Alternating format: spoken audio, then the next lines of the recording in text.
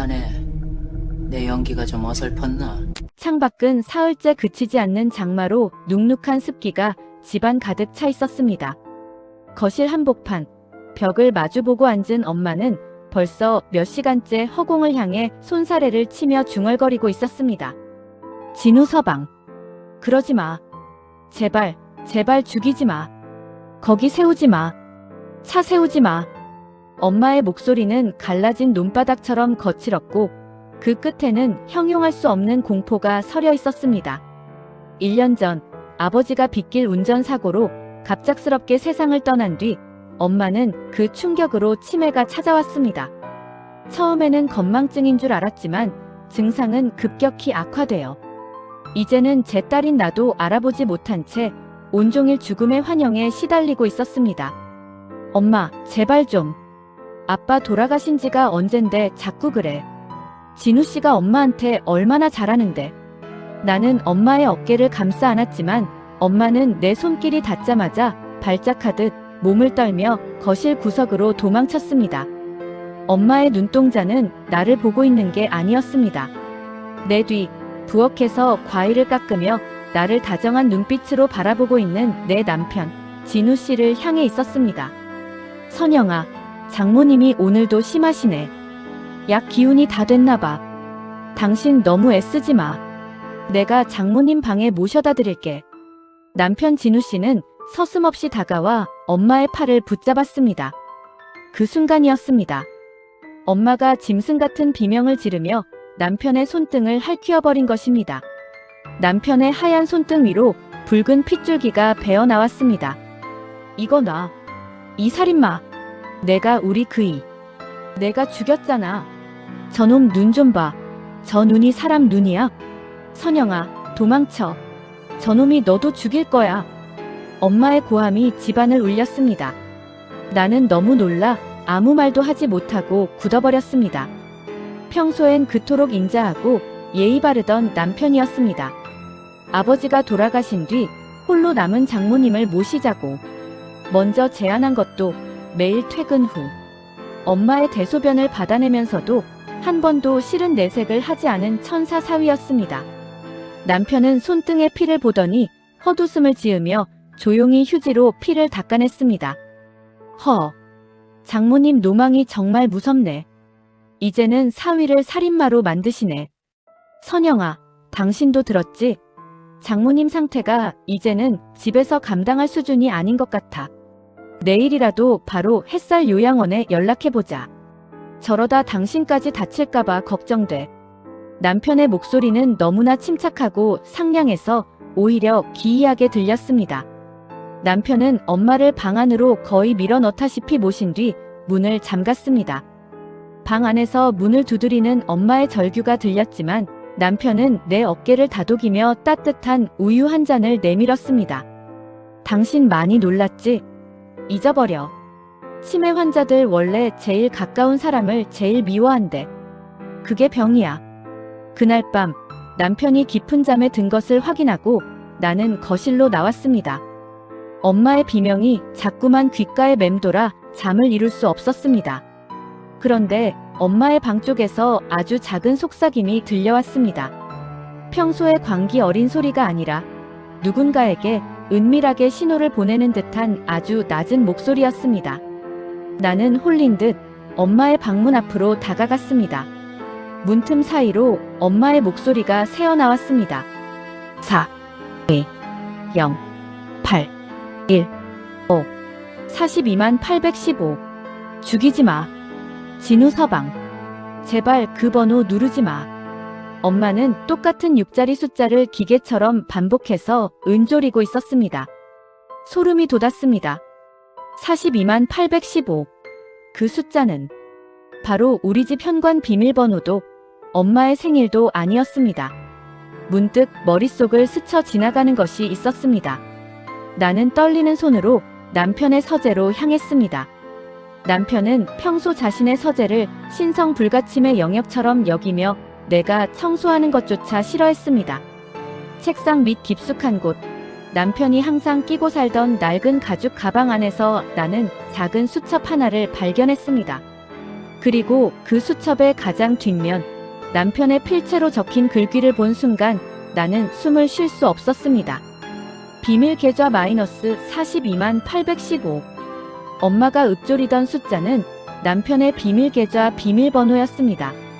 컴퓨터도 켤 줄 모르는 우리 엄마가 치매에 걸려 제 이름도 까먹는 우리 엄마가 어떻게 남편의 비밀번호를 알고 있는 걸까? 그때였습니다. 등 뒤에서 서늘한 기운이 느껴졌습니다. 선영아, 이 밤중에 거기서 뭐해?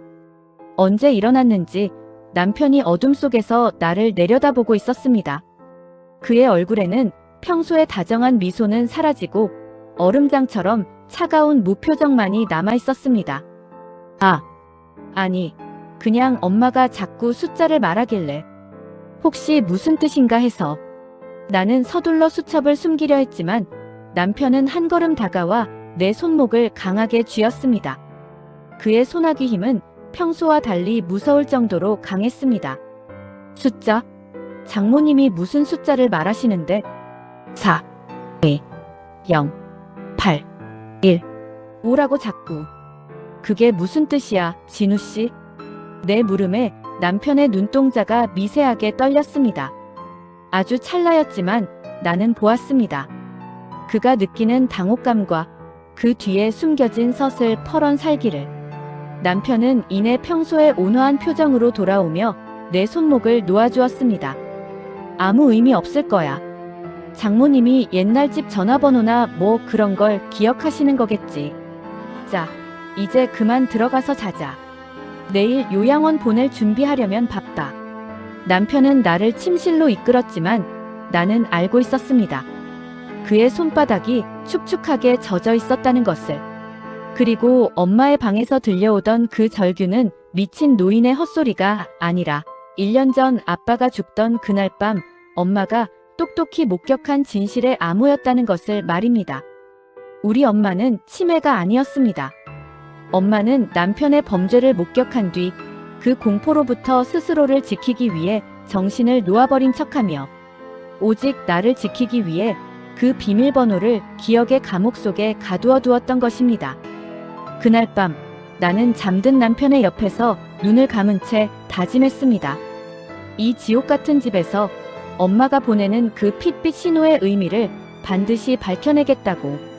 남편의 서늘한 손길이 내 손목을 놓아주었지만 그가 남긴 차가운 기운은 온몸을 타고 내려와 심장을 꽉 쥐는 듯 했습니다. 침실로 돌아와 눕긴 했지만 1분 1초가 억겁의 시간 같았습니다. 옆에 누운 남편의 고른 숨소리가 들려올 때마다 소름이 돋았습니다.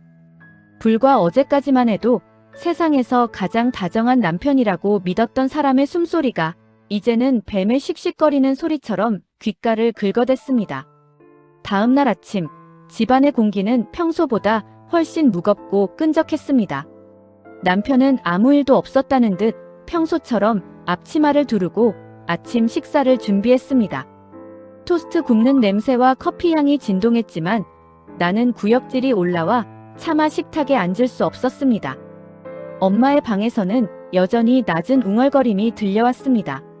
장모님, 오늘은 특별히 좋아하는 전복죽 끓였어요. 이거 드시고 기운 차리셔서 요양원 가셔야죠. 남편의 목소리는 너무나 청아해서 소름이 끼쳤습니다. 그는 방문을 열고 들어가 엄마의 입에 죽을 한 숟가락씩 떠넣어 주었습니다. 엄마는 죽을 거부하며 고개를 저었지만 남편은 억지로 숟가락을 밀어 넣었습니다. 그 광경을 문틈으로 지켜보던 내 눈에 엄마의 손동작이 들어왔습니다. 엄마는 남편의 눈을 피하며 식탁 아래에서 허공에 대고 무언가를 밟는 신용을 하고 있었습니다. 오른발을 강하게 내리찍었다가 다시 떼고 다시 내리찍는 동작. 그리고는 양손으로 보이지 않는 바퀴를 필사적으로 돌리는 신용을 했습니다. 엄마의 얼굴은 땀범벅이 되어 있었고 입술은 파랗게 질려 있었습니다. 그것은 누가 봐도 운전대를 잡고 급브레이크를 밟는 사람의 모습이었습니다. 진우씨, 내가 할게. 당신 출근 준비해야지. 내가 방 안으로 들어가자 남편은 순순히 숟가락을 건넸습니다. 남편이 방을 나가는 것을 확인한 순간 엄마가 내 팔을 거칠게 잡아당겼습니다.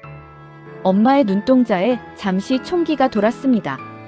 그것은 치매 노인의 눈이 아니었습니다. 무언가 할 말이 있어 죽음의 문턱에서 돌아온 사람의 절박한 눈이었습니다. 선영아, 42만 815. 그거 아니야. 아니라고. 엄마, 그게 무슨 뜻이야? 그 숫자가 왜? 아빠 사고랑 무슨 상관인데? 내가 다급하게 묻자 엄마는 내 귀에 대고 아주 낮게, 하지만 명확하게 속삭였습니다. 그놈이 아빠 발을 묶었어. 브레이크가 안 들어. 숫자를 봐. 블랙박스. 아니야. 바닥을 봐. 엄마의 말이 채 끝나기도 전에 방문이 벌컥 열렸습니다.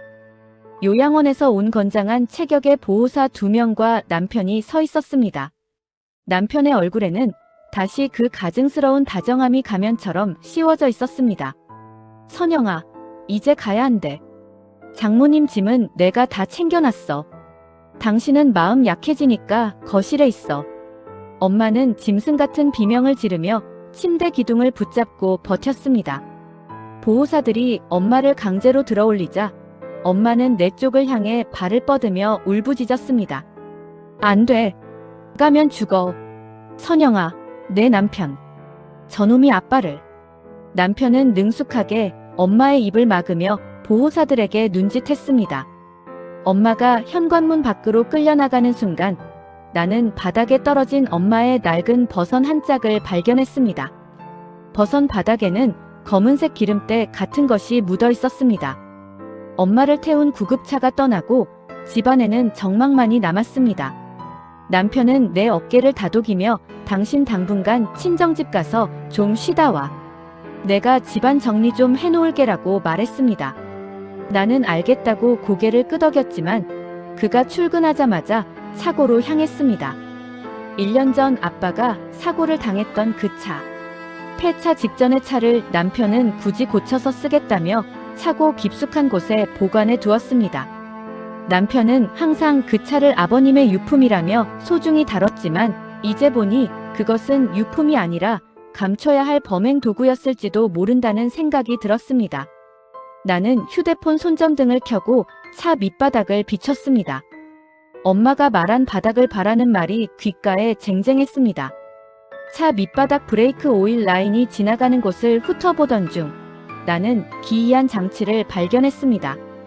브레이크 페달과 연결된 선에 정체 모를 소형 모터와 복잡한 회로 기판이 아주 정교하게 설치되어 있었습니다.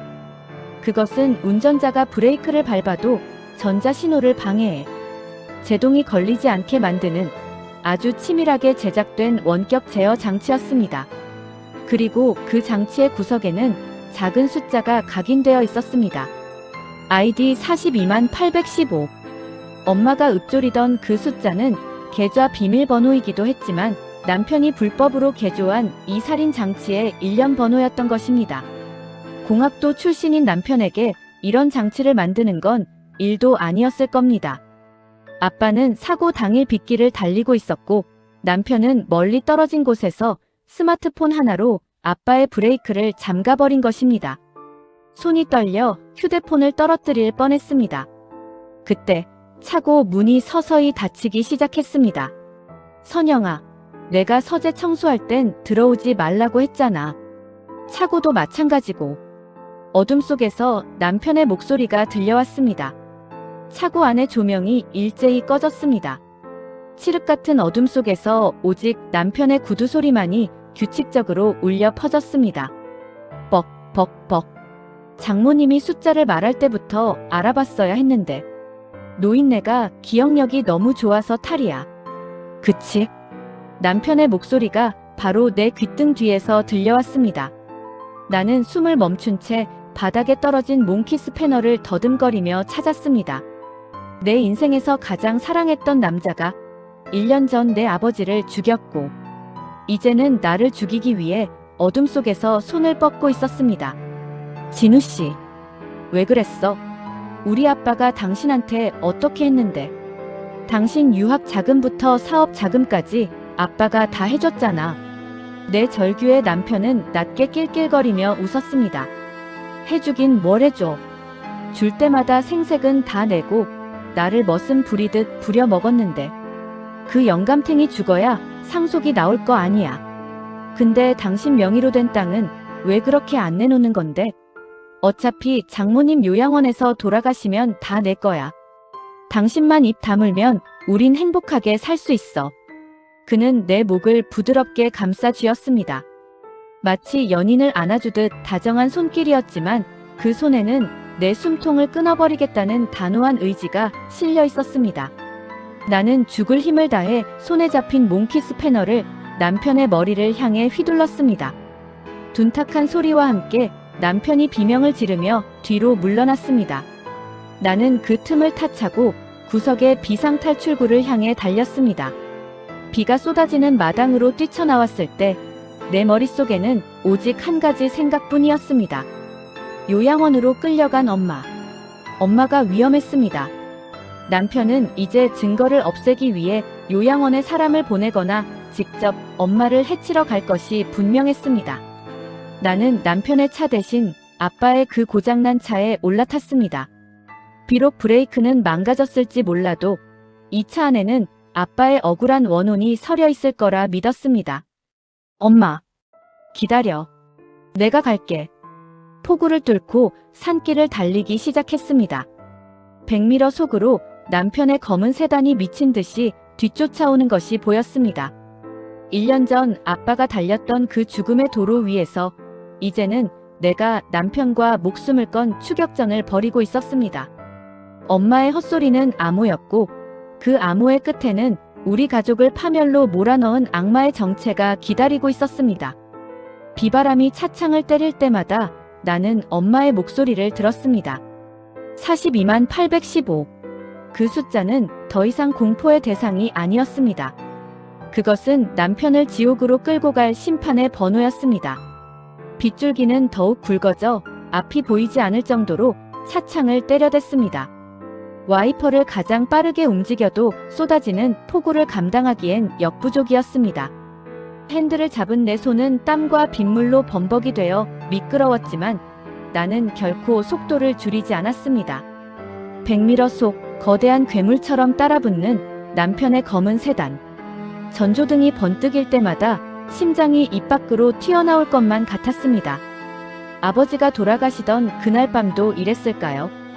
아버지는 이 차 안에서 얼마나 필사적으로 브레이크를 밟았을까요?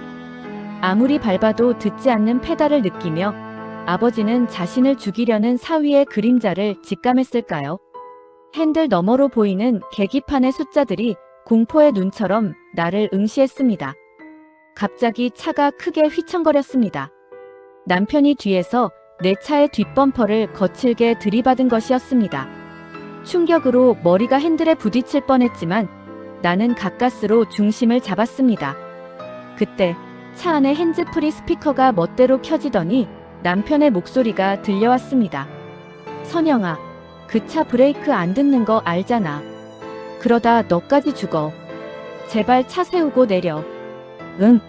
지금 내리면 내가 다 용서해줄게. 용서라니. 아버지를 죽이고 엄마의 정신을 도륙한 남자가 감히 입에 담을 단어가 아니었습니다. 나는 스피커를 향해 악을 썼습니다. 용서? 당신이 죽여야 할 건 내가 아니라 당신 그 더러운 욕심이야. 우리 아빠가 당신한테 어떻게 했는데? 당신이 인간이야? 당신이 그러고도 사람이야? 내 절규에도 남편은 낮게 낄낄거리며 비웃었습니다. 인간? 그런 고리타분한 소리 좀 그만해. 세상은 이기는 놈이 주인이야. 그 영감탱이가 나를 무시하지만 않았어도 이렇게까진 안 했어. 자, 이제 장난은 끝내자. 너도 아버님 곁으로 가고 싶지 않으면 내 말 들어. 순간 차가 멋대로 속도를 높이기 시작했습니다. 엑셀을 밟지도 않았는데 엔진 소리가 거칠게 포효하며 차체가 부르르 떨렸습니다. 남편이 스마트폰으로 차의 제어 시스템을 원격 조작하고 있는 것이 분명했습니다. 42만 815. 그 숫자가 내 장례식 날짜가 될지도 모르겠네. 남편의 목소리가 끝나자마자 브레이크 페달이 바닥 끝까지 쑥 들어갔습니다. 아무런 저항도, 반동도 느껴지지 않는 텅 빈 감각. 아빠가 느꼈을 그 절대적인 절망이 내 발끝을 타고 온몸으로 퍼져나갔습니다. 차는 빗길 위를 미끄러지며 가드레일을 향해 무섭게 돌진했습니다. 그때였습니다. 내 귓가에 엄마의 목소리가 환청처럼 들려왔습니다. 42만 815. 엄마가 그토록 처절하게 외치던 그 숫자들. 단순히 비밀번호가 아니었습니다. 엄마는 그 숫자를 말할 때 항상 손가락으로 무언가를 누르는 신용을 했습니다. 나는 미친 듯이 대시보드 주위를 뒤지기 시작했습니다. 엄마가 아빠의 사고 현장에서 수습해온 물건들 중 유독 집착했던 낡은 시가잭 비상등 스위치. 나는 그것을 뽑아 거꾸로 뒤집었습니다.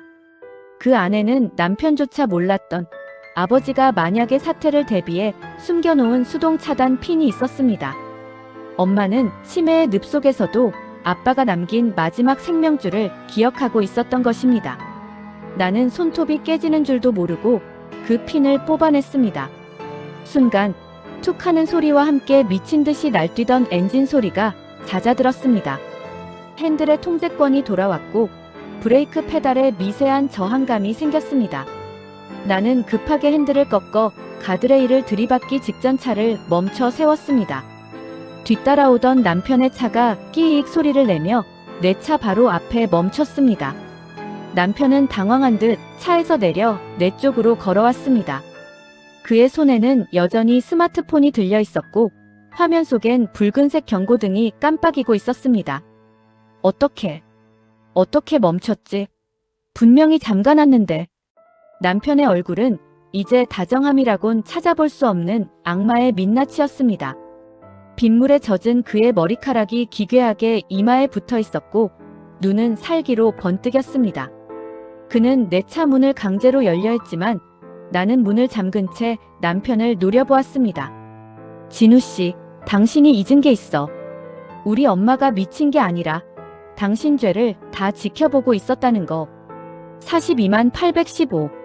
그 숫자가 당신을 감옥으로 보낼 거야. 나는 다시 차에 시동을 걸었습니다. 비상용 시스템 덕분에 간신히 움직이는 차를 몰고 나는 남편을 스쳐 지나가 요양원을 향해 달렸습니다.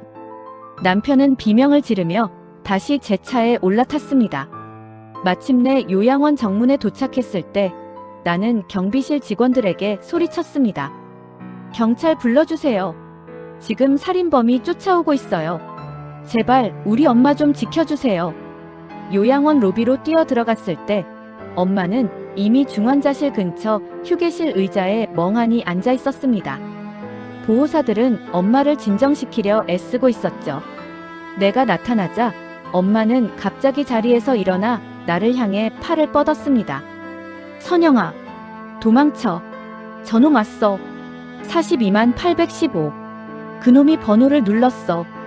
엄마의 절규와 동시에 요양원 자동문이 열리며 남편이 들이닥쳤습니다. 그는 사람들의 시선을 의식한 듯 금세 표정을 바꾸며 내게 다가왔습니다. 선영아, 괜찮아? 사고 날 뻔했잖아.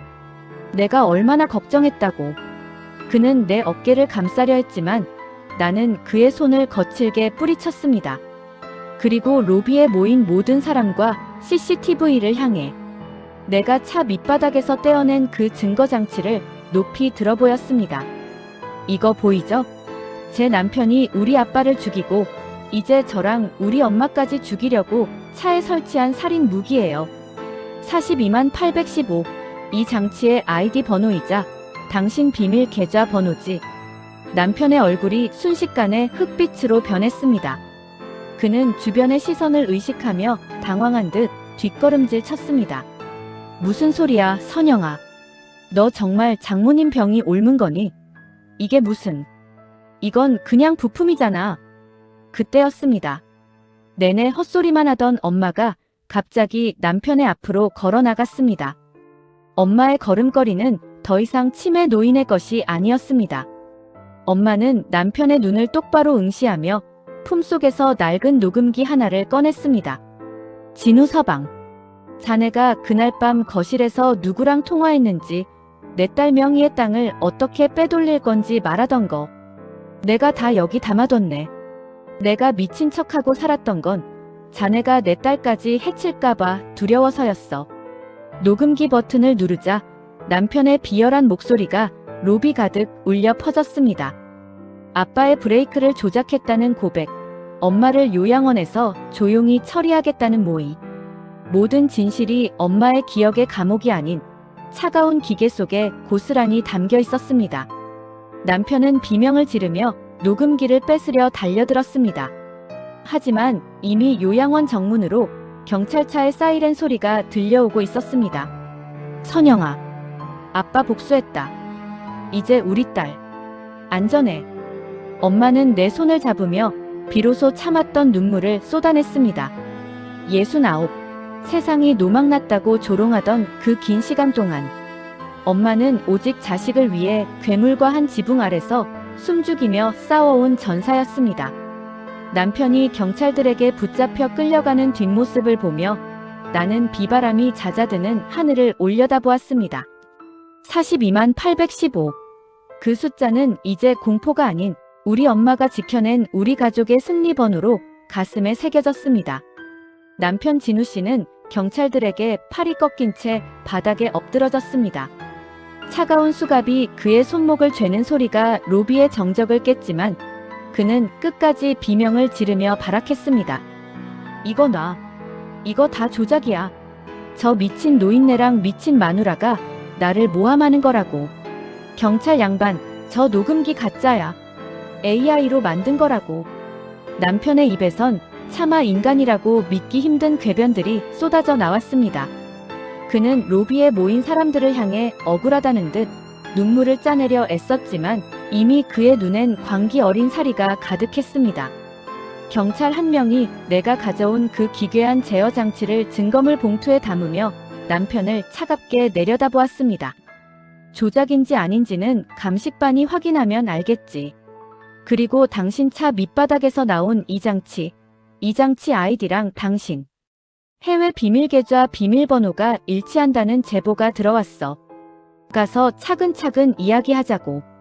남편의 안색이 순식간에 시체처럼 하얗게 질렸습니다.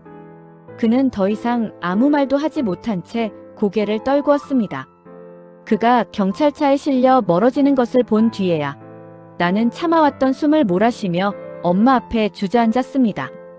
엄마는 나를 물끄러미 내려다보며 떨리는 손으로 내 뺨을 만졌습니다. 빗물과 눈물로 엉망이 된 내 얼굴을 엄마의 거친 손바닥이 조심스럽게 닦아주었습니다.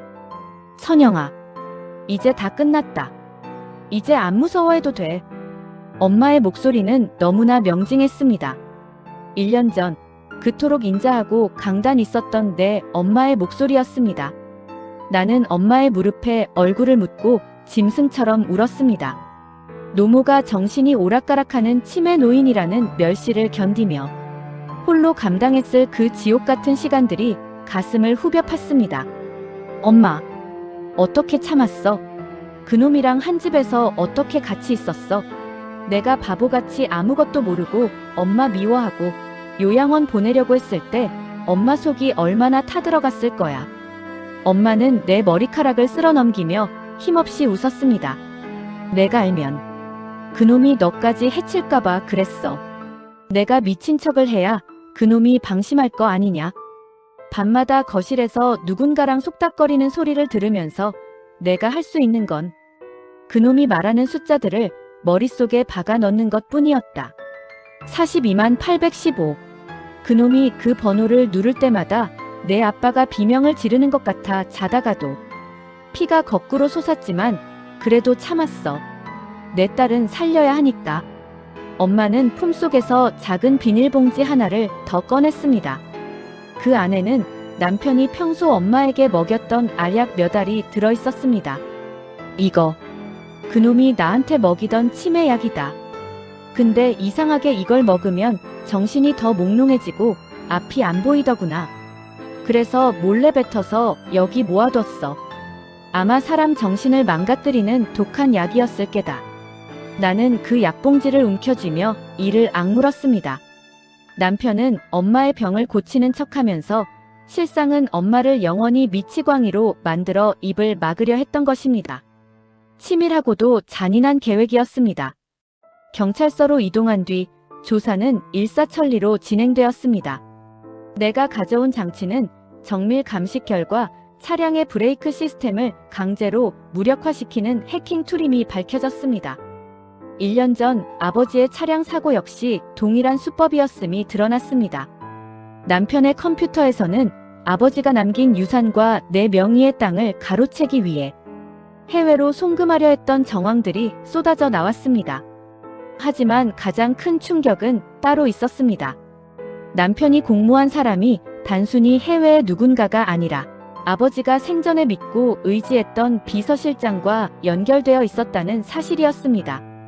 그들은 아버지가 은퇴 후 전 재산을 사회에 환원하려 하자 이를 막기 위해 남편을 포섭해 끔찍한 일을 저지른 것이었습니다. 조사실 밖에서 엄마와 나는 긴 대기 시간을 견뎌야 했습니다. 엄마는 다시 조금씩 기운이 빠지는지 내 어깨에 머리를 기대고 눈을 감았습니다. 엄마의 얼굴은 1년 사이에 10년은 더 늙어 보였습니다. 자식을 위해 정신줄을 붙잡고 괴물과 싸워온 그 처절한 사투가 엄마의 몸을 갉아먹은 것이겠지요. 선영아, 나 배고프다. 우리 그이가 좋아하던 국밥 한 그릇 먹으러 가고 싶구나. 엄마의 그 한마디에 나는 다시 눈물이 핑 돌았습니다. 아빠가 세상을 떠난 뒤 우리 가족에게 식사는 고통 그 자체였습니다. 식탁엔 늘 아빠의 빈자리가 있었고 그 자리를 차지한 건 아빠를 죽인 살인마였으니까요. 응, 엄마 아빠가 자주 가던 그 할머니 국밥집 가자. 거기 가서 엄마 좋아하는 수육도 시키고 우리 이제 마음 편하게 밥 먹자. 경찰서를 나오니 비가 그치고 먹구름 사이로 옅은 햇살이 비치고 있었습니다. 젖은 아스팔트 위로 무지개가 살짝 비치는 그 길을 나는 엄마의 손을 꼭 잡고 걸었습니다. 42만 815. 내 인생에서 가장 끔찍했던 그 숫자는 이제 경찰서 취조실의 기록 속에 영원히 박제되었습니다. 하지만 식당에 도착해 자리에 앉았을 때 내 휴대폰으로 모르는 번호의 문자 한 통이 날아왔습니다. 선영아, 아직 끝난 게 아니야. 42만 815. 그 숫자가 정말 내 계좌번호라고만 생각하니 남편이 구속된 상태에서 온 문자. 나는 손을 떨며 문자를 내려다보았습니다. 그리고 고개를 들어 식당 안을 둘러보는 순간 저 멀리 구석진 자리에서 우리를 뚫어지게 응시하며 전화를 귀에 대고 있는 한 남자의 뒷모습을 발견했습니다. 남편의 공범, 아빠의 비서실장이었습니다. 그는 천천히 자리에서 일어나 우리 쪽을 향해 미소를 지었습니다. 그리고 그의 손목에는 남편과 똑같은 금색 시계가 반짝이고 있었습니다. 진정한 지옥은 이제부터 시작이라는 듯 그의 눈동자가 번뜩였습니다. 나는 엄마의 손을 더 세게 쥐었습니다. 엄마는 내 손의 떨림을 느꼈는지 내 눈을 똑바로 쳐다보았습니다. 엄마의 눈 속에는 다시 그 서슬퍼런 총기가 돌기 시작했습니다. 선영아, 겁내지 마라. 이 어미가 아직 내 곁에 있다.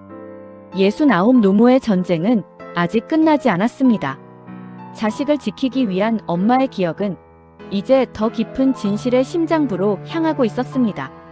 비서실장은 여유롭게 자리에서 일어나 우리 테이블로 다가왔습니다.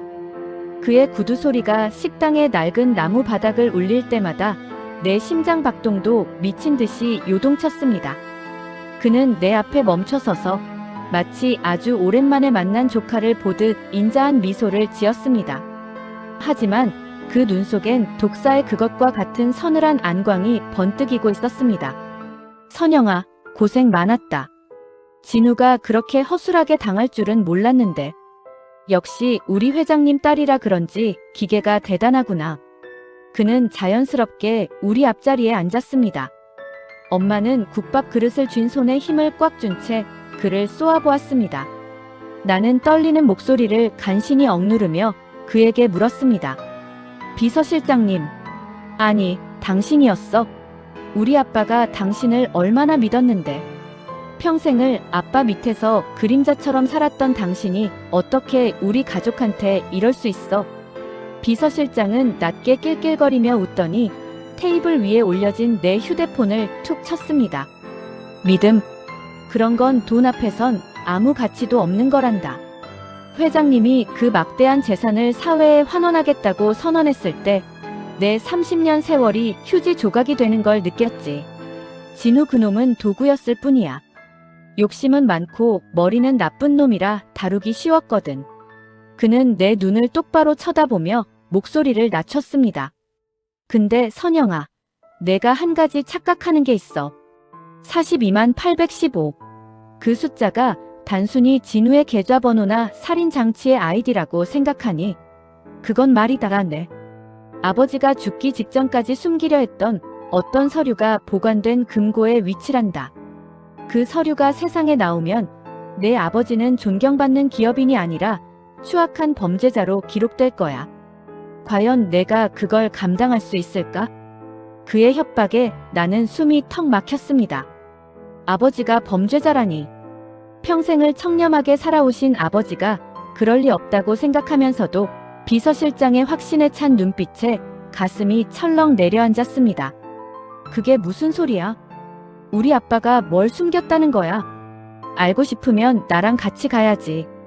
여기서 소란 피워봤자 너희 엄마만 더 힘들어질 뿐이야. 얌전히 따라오면 내 아버지의 명예는 지켜주마.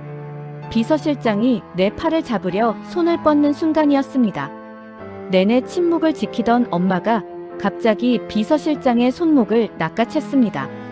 노모의 소나기 힘이라고는 믿기지 않을 정도의 강한 힘이었습니다. 이 더러운 놈. 내 혓바닥은 여전하구나. 엄마의 목소리가 식당 안을 쩌렁쩌렁하게 울렸습니다. 엄마는 자리에서 일어나 비서실장의 눈을 똑바로 응시했습니다. 엄마의 눈엔 치매의 흔적 따위는 눈 씻고 찾아볼 수 없는 서슬퍼런 분노와 총기가 가득했습니다. 선영아, 속지 마라. 내 아빠가 숨긴 서류 같은 건 없다. 42만 815. 그 숫자는 내 아빠가 이놈의 배신을 예감하고 이놈이 관리하던 비자금 장부를 빼돌려 숨겨둔 좌표야. 4월 20일 8시 15분. 내가 태어난 시각이자 이놈이 우리 집 돈을 처음으로 빼돌렸던 날을 잊지 않으려고 아빠가 만든 암호지. 비서실장의 얼굴이 순식간에 일그러졌습니다. 엄마는 품속에서 또 다른 서류 뭉치를 꺼내 테이블 위에 내던졌습니다. 내가 진우를 시켜 나를 요양원에 가두려 했던 이유도 내가 그 장부의 위치를 알고 있기 때문이었겠지. 하지만 어쩌나 그 장부는 이미 오늘 아침 검찰청 직인 찍혀서 담당 검사 손에 들어갔다. 내가 미친 척하며 버틴 건 내 놈들이 방심하고 한자리에 모일 때를 기다린 거야. 그때 식당 문이 거칠게 열리며 형사들이 들이닥쳤습니다. 비서실장은 비명을 지르며 도망치려 했지만 이미 식당 주변은 포위된 상태였습니다. 이 여편네가 감히 나를. 그는 끝까지 발악하며 엄마에게 달려들려 했지만 형사들에게 제압당해 바닥에 짓눌렸습니다. 그의 손목에 차가운 수갑이 채워지는 순간 식당 안은 기묘한 정적에 휩싸였습니다. 경찰차 사이렌 소리가 멀어지고 나는 다리에 힘이 풀려 주저앉았습니다. 엄마는 그런 나를 꽉 안아주었습니다. 엄마의 품에선 익숙한 분내와 함께 지난 1년 동안 엄마가 홀로 짊어졌을 외로움과 고통의 냄새가 났습니다. 엄마, 이제 정말 다 끝난 거야? 우리 이제 안 무서워해도 돼. 그래, 선영아. 이제 다 끝났다. 내 아빠도 이제 편히 쉬실 게다. 엄마는 내 머리를 쓰다듬으며 눈물을 훔쳤습니다. 세상은 엄마를 노망난 노인이라며 손가락질하고 동정했지만 엄마는 그 멸시의 시선을 방패 삼아 자식을 지키고 남편의 명예를 회복한 진정한 승자였습니다. 몇 달 뒤 모든 사건이 정리되었습니다. 남편 진우 씨와 비서실장은 무거운 형량을 선고받았고 아버지가 남긴 재산은 엄마와 나의 뜻에 따라 원래 아버지의 계획대로 사회 곳곳에 필요한 곳에 기부되었습니다. 우리는 아버지가 생전에 그토록 좋아하던 바다가 보이는 작은 집으로 이사를 했습니다. 엄마의 치매 증상은 기적처럼 호전되었습니다. 물론 가끔 깜빡깜빡하시긴 하지만 이제는 더 이상 공포에 질려 숫자를 의존하지 않으십니다.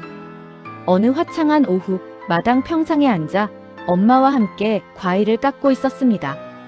엄마가 깎아준 사과 한 조각을 입에 물며 나는 문득 궁금했던 것을 물었습니다. 엄마, 근데 왜 하필 42만 815였어? 아빠가 만든 암호라고는 했지만 엄마가 그 숫자를 그렇게 처절하게 외웠던 이유가 있을 거 아냐. 엄마는 먼 바다를 바라보며 잔잔하게 미소 지었습니다. 선영아, 42만 815는 사사랑하는 이들에게 영영원히 888하게 일일어날 수 있는 오직 하나의 힘이라는 뜻이야. 아빠가 병석에서 내 손을 잡고 마지막으로 해주신 말씀이었단다. 우리가 무너지지 않고 버틸 수 있는 건 서로를 향한 사랑뿐이라고. 나는 엄마의 손을 꼭 잡았습니다. 42만 815. 그 숫자는 더 이상 살인의 암호도 비밀번호도 아니었습니다. 그것은 우리 가족이 가장 추운 겨울을 버텨내게 해준 따뜻한 사랑의 주문이었습니다. 바람이 불어와 엄마의 은빛 머리카락을 부드럽게 넘겼습니다. 69 엄마의 인생은 이제야 비로소 평온한 봄날을 맞이하고 있었습니다. 나는 엄마의 어깨에 고개를 기대며 나지막이 속삭였습니다. 엄마, 고마워. 나를 지켜줘서. 그리고 끝까지 버텨줘서. 엄마는 대답 대신 내 손을 더 꽉 쥐어주었습니다. 우리 뒤로 지는 노을이 세상에서 가장 따뜻한 금빛으로 우리를 감싸 안고 있었습니다. 나레이션. 여러분, 진실은 때로 가장 깊은 어둠 속에 숨어 있습니다. 하지만 그 어둠을 뚫고 빛을 찾아내는 건 화려한 기술이나 지능이 아니라 바로 누군가를 지키겠다는 간절한 마음입니다. 69 노모의 위대한 승리의 이야기를 마칩니다. 시청해주셔서 감사합니다.